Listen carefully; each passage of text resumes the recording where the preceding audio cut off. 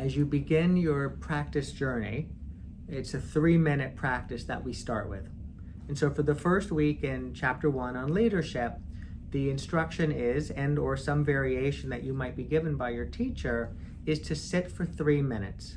And either just sit and be present for 3 minutes as the clock ticks down, or think about one of those leadership questions about why it is that mindfulness might be useful. In one, there's no object of attention. You're just sitting there paying attention to whatever you want. And the second, the object of attention is that question, and you're reflecting on that question for the 3 minutes. It might be also that you're given a short practice to do, like focusing on the breath, and when your mind wanders, bringing your attention back to the breath. In that case, the breath would be the object of attention. Here's what I think is helpful for you all to reflect on as you begin this journey. For many people, the challenge of practicing mindfulness does not reside as much in the practice itself, sitting, paying attention to the breath or the sensations in the body, or being attentive to what's taking place around you, whatever the different practice might be. Yeah, that can be something to get used to and become more familiar with, but it's just the prospect of sitting and the act of just sitting and the decision making to stop doing what one is doing and to pause and sit that can be the more challenging piece to this. And you might know this because it's not reserved for a meditative practice or a mindfulness practice at all, is it?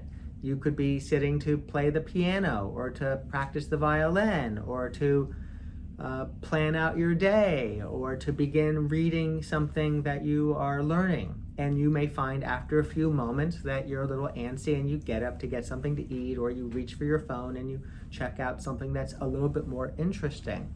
So sometimes people say, oh, it's challenging for me to practice mindfulness. I don't like sitting and doing nothing, or I don't like sitting and paying attention to my breath because my mind wanders.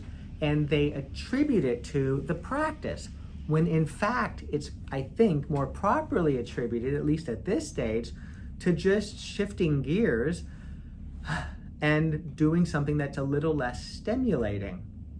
So whether you're practicing in that sort of 3 minutes of just silence and learning from that experience, whether about the mind and what the mind does in 3 minutes, how busy it is, for example, whether you're focusing on one of those questions and using it as a moment for a period for reflection and making note of some of the reasons why you're interested in this mindfulness practice and journey, or whether it's listening to a short 3-minute practice that you might be provided. In all of those cases, there's utility in the form of the practice. Most important, I would share with you at this stage, is just getting in the habit of stepping out of the busyness of your day and pausing and sitting for 3 minutes, getting used to that. Because as we learn more about mindfulness and as we do more practices, we will sit for 6 minutes, and we'll sit for 12 minutes, and we'll sit for 18 minutes. And while you ultimately will be the architect of how long you choose to sit, given these various options, we'll be sitting for longer. And just getting used to sitting can be really, really useful. And also I'll share this. If for whatever reason one day you're like, it's towards